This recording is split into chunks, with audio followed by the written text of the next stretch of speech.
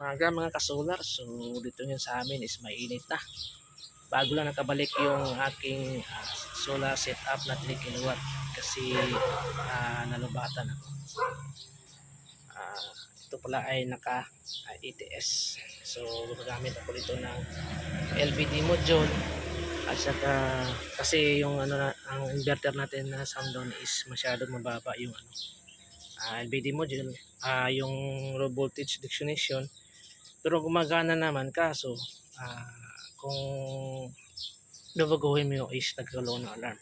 So ito pala mga kasolar. So ito yung natin, topic natin ngayon. Ano bang kahalagaan nitong under voltage at under voltage protection? Hindi lang ito over voltage at under voltage protection, meron itong timer delay. At saka ang pinakamaganda nito is meron siyang kakayanan na mag-shutdown ng overload. Example, yung ating inverter is 3 kilowatt is nasa 13 point something ampere yung max natin. So ito sa akin, nakaset ako dito sa overload protection. Ito po is nasa 12.5 yung over voltage protection ko. Kasama na doon yung yung source protection. Pag aabot yan ng lagpas ng 12.5 ampere, automatic yung i-cut na yung output. So magiging total po ito at ililipat din yung power doon galing sa ating BU.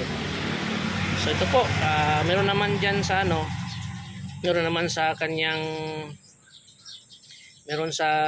kanyang manual kung saan yung current limiter. Yung current limiter po yung i-adjust nyo po based doon sa kilowatt na ginagamit nyo ng inverter. Kailangan nyo lang kunin yung max ampere ng inverter nyo. Kasi yung mga inverter natin, meron yung overload protection. Kaso, kalimitan nangyayari is nagputik nga pero tinamaan naman yung MOSFET. So sira pa rin yung inverter. Mas maganda nito, mga kasolar, meron kang ganito. Marami naman gumagamit ito pero hindi alam kung ano talaga ang pinakamaganda nitong under voltage and over voltage protection.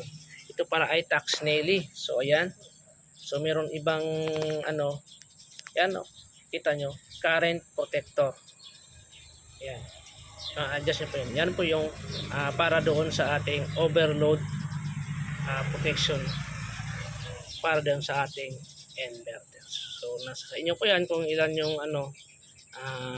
isi-set nyo para po hindi po ma-overload ang ating inverter. So yan na po mga kasolar. So share lang.